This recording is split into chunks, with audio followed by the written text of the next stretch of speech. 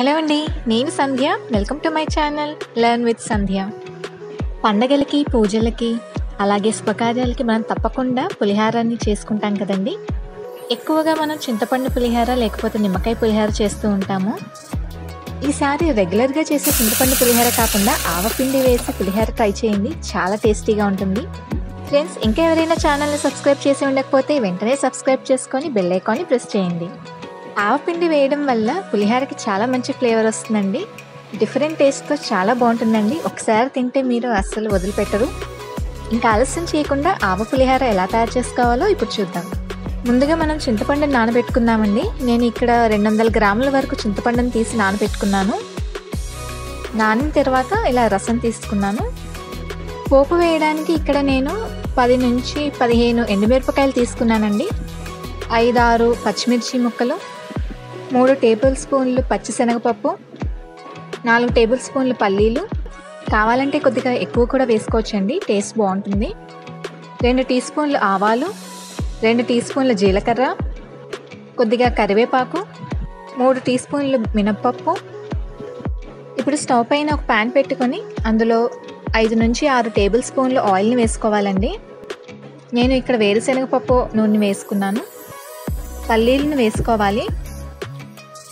తర్వాత ఎండుమిర్చి, కట్ చేసుకున్న పచ్చిమిర్చి ముక్కలు. 1 నిమిషం పాటు వేగాక శనగపప్పుని వేసి 1 నిమిషం పాటు వేయించుకోవాలి. కొద్దిగా వేగాక ఆవాలు, జీలకర్ర, మినప్పప్పు, అలాగే కరివేపాకు రెబ్బలు కూడా వేసుకోవాలి. అన్నీ ఒకసారి కలుపుకొని 2 నిమిషాల పాటు వేయించుకోవాలి. మంటని స్లోగానే ఉంచండి, లేకపోతే మన పోపు అంతా మాడిపోతుంది. వేసుకున్న పోపు కాస్త వేగింది కదండి. ఇప్పుడు చింతపండు రసంని కూడా వేసుకోవాలి. 1 టేబుల్ స్పూన్ పసుపు, సరిపడా ఉప్పు వేసిన తర్వాత అంతా ఒకసారి కలుపుకోవాలి. మూత పెట్టుకొని ఒక 10 నిమిషాల పాటు ఉడికించుకోండి. మధ్యలో కలుపుకుంటూ ఉడికించుకోండి, లేకపోతే అడుగంటుకుంటుంది. చింతపండు పులుసు ఉడికేలోగా మనం రైస్ని కూడా రెడీ చేసుకుందామండి. 1/2 కేజీ బియ్యాన్ని నేను ఇలా ఉడికించి తీసుకున్నాను. ఉడికిన అన్నాన్ని ఒక పళ్ళెంలో వేసుకొని 2 టేబుల్ స్పూన్లు నూనెని వేసుకున్నాను. ఆవపిండి కోసం నేను ఆవాలను మిక్సీ పట్టి తీసుకున్నాను. ఇప్పుడు ఈ అన్నంలోనే మనం మిక్సీ చేసుకున్న ఈ ఆవపిండిని కూడా వేసుకోవాలండి. ఇంచుమించుగా నేను 3 టీ స్పూన్లు వేశాను.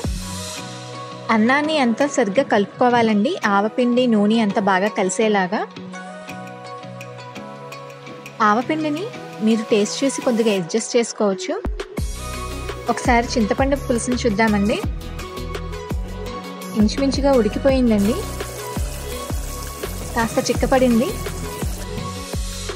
నేను 1 టీ స్పూన్ పంచదారను కూడా వేశానండి. కొద్దిగా పంచదార వేయడం వల్ల పులిహార చాలా టేస్టీగా వస్తుందండి. పులుపు అది కాస్త బ్యాలెన్స్ అయ్యి మనకి పులిహార చక్కగా ఉంటుంది. తీపి అలా ఏమీ ఉండదండి. మరో 5 నిమిషాల పాటు ఒకసారి ఉడికించుకోండి. చింతపండు పులుసు బాగా దగ్గర పడిందండి, ఇంకా స్టవ్ ఆఫ్ చేసుకోవచ్చు. ఇప్పుడు మనం చల్లార్చుకొని రెడీ చేసుకున్న ఈ అన్నంలో మనం తయారు చేసుకున్న ఈ చింతపండు పులుసుని కూడా వేసుకోవాలి. పులుసు అంతా అన్నంకి బాగా పట్టేలాగా కలుపుకోవాలి. ఉప్పు చూసుకొని ఒకవేళ అవసరం అనిపిస్తే కనుక కొద్దిగా వేసుకొని మళ్ళీ కలుపుకోండి. టేస్టీ ఆవపిండి పులిహార రెడీ అయిపోయిందండి. ఆవ పులిహారకి చాలా యూనిక్ టేస్ట్ ఉంటుందండి. ఈ మస్టర్డ్ పౌడర్ వేయడం వల్ల పులిహారకి మంచి టేస్ట్తో పాటు మంచి సువాసన కూడా ఉంటుంది. ఈసారి పులిహార చేసినప్పుడు ఇలా ఆవపిండి వేసి పులిహార ట్రై చేయండి, చాలా బాగుంటుంది. ఈసారి నుంచి రెగ్యులర్ చింతపండు పులిహార కాకుండా ఇలాగే ఆవపిండి పులిహార తయారు చేసుకొని తింటారు.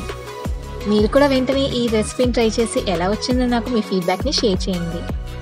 ఫ్రెండ్స్, ఒకవేళ కనుక మీకు నా వీడియోస్ నచ్చినట్లయితే ఛానల్ని సబ్స్క్రైబ్ చేసుకొని వీడియోస్ని లైక్, షేర్ అండ్ కామెంట్ చేయడం మర్చిపోకండి. Thank you for watching.